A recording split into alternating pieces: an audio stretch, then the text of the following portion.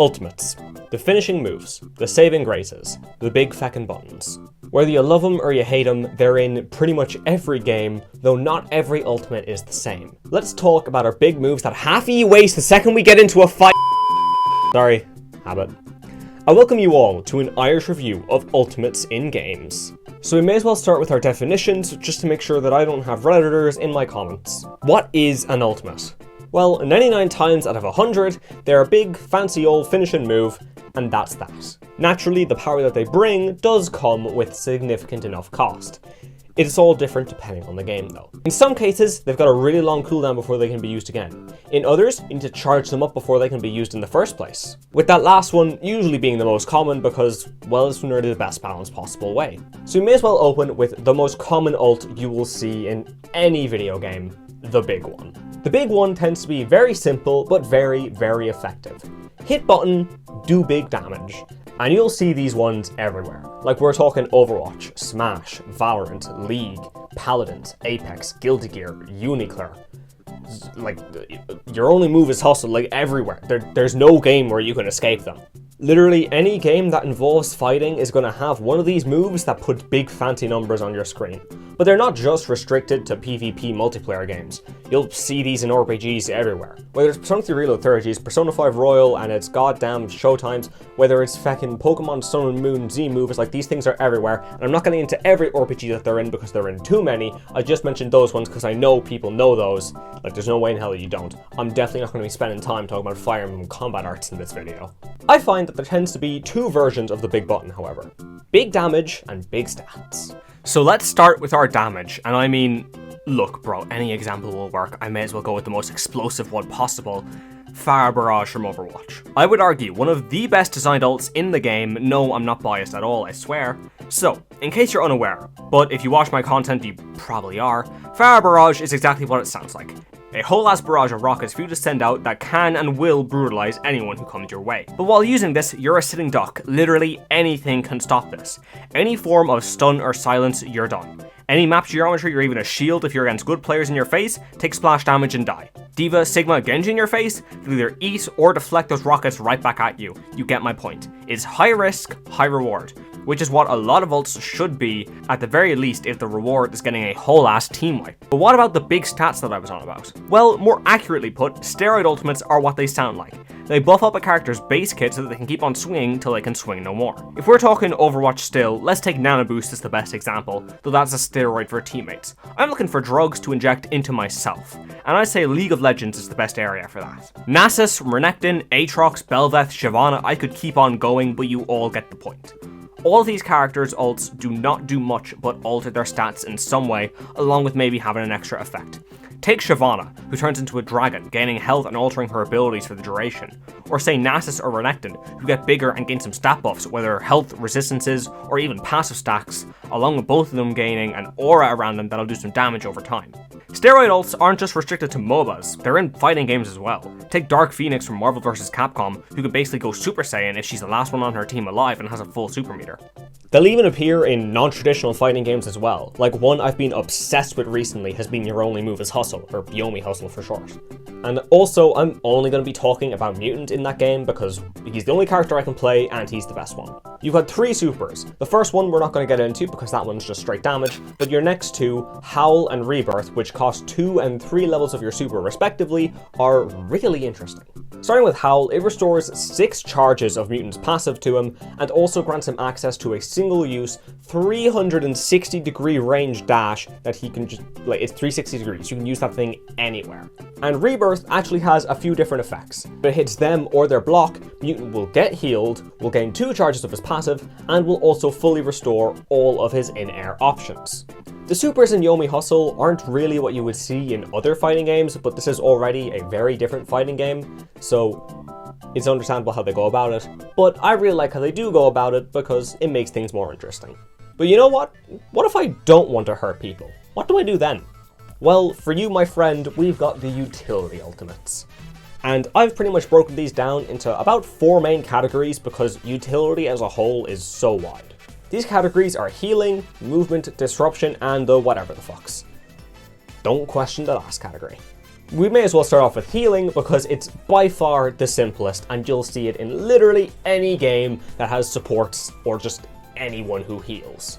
There's going to be at least one character on any of the rosters who just has a funky button that when they hit it, instead of doing big damage, they do big healing. They are the other side of the coin to your big damage ultimates. It's very simple, it's very easy, but as always, that's the most effective. And these things are everywhere as well. I mean, we've got Soraka in League, Zenyatta in Overwatch, even Peach and Daisy in Smash with their final Smash. It's not a true healing ult, but it does spawn in a load of Peaches, or Daisies for Daisy. I think I actually don't know what her one does, I just know it's the exact same. Either way, it spawns in things that you can use to heal up, and, you know, that's what you always want. But what about our next category, movement? Well, Apex is where this really shines. Valkyrie, Octane, Pathfinder, all three of these characters have an ult that only has one goal, move you from one point to another. Whether we're talking a zipline, a second drop-in, or even just a really weird jump pad, all these help your team move around places, whether that's moving to somewhere else to reposition in a fight, or just sprinting across the map faster so that you don't get eaten in by the zone. Back in Overwatch 1, we used to have Symmetra TP on her ultimate. Well, there's a reason that doesn't exist anymore, isn't there? So we're done zipping around. How do we inconvenience an enemy? Well, look no further than Disruption. We've got stuns, knockups, silences, whole ass black holes. Whatever the hell is happening in Valorant Pro Play, there's probably an ult or 7 in this fight. In pretty much all these cases, when you have a disruption based ult, you're usually on a tank or a general utility based character using that CC to daze an enemy so you and your team can blast them with ease. Personally, my favorite CC ult is going to have to be Ryan Shatter, but it's for all of the wrong reasons. You will find me in the backline getting the critical version of this on some poor support. That said, I do think Ryan Shatter is very well designed. It has its weaknesses that make up for how big of an effect it can have, pretty much instant winning fights if you land a good one, but obviously you can be stunned during the animation, cancelling it, along with the fact that it can be blocked if you're stupid. Our final category in our utility ults, the whatever the fucks, and just look man, I don't know what else to put these. Let's start with Symmetra and Astra, who both have a massive wall that takes up the entire map. Players can walk through it, but they can't really shoot it down, and in Astra's case it actually blocks sound from travelling through as well. We've also got Alistar in League, who can cleanse himself and then gains damage reduction for the duration. Perfect for a frontline, especially someone who's going to be on low income for the entire game. You can also take Bard, who, while you can argue his ult is a disruption, this thing has so many possibilities. You can use it to save an ally, stop an enemy, save a tower from Shelly charge, freeze a minion wave, int your teammates. It has such a wide range of uses, you'll never be able to pin it down to just one use case. And let's take one final example. Returning to Valorant for a moment, though League has a similar one as well. ISO's Kill Contract. This kidnaps an enemy to an alternate dimension where they must duke it out with only the winner returning alive. Not a big kill ult in the traditional sense, but it achieves a very similar goal with no added bullshit, which I do have to respect. Now this video is all about ultimates, but what about the characters who have no ultimate? Now, as far as I'm aware, the only game where this is the case is League, with characters like Nidalee, Jace, Elise, and Udyr, who just straight up have no ults. In all of their cases, it significantly increases their strength early on, as they have 3 more basic abilities to work with, whether it's Udyr with his 4 stances, or the other 3 being form switchers.